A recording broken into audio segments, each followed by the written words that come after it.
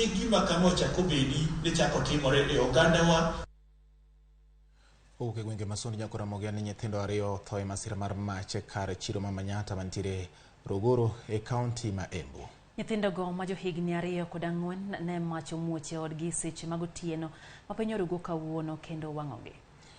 Jogwenge lero ni nyithindo akara nyathi achiel ma en jahigni 8 to ne oresi e masirano kendo itimo thieth e od thieth ma Embu level 5. Obila lero ni min nyithindo go ne rik onge seche ma masirano timore kendo sani nondo dhi nyime mar yango gima dine kel majno.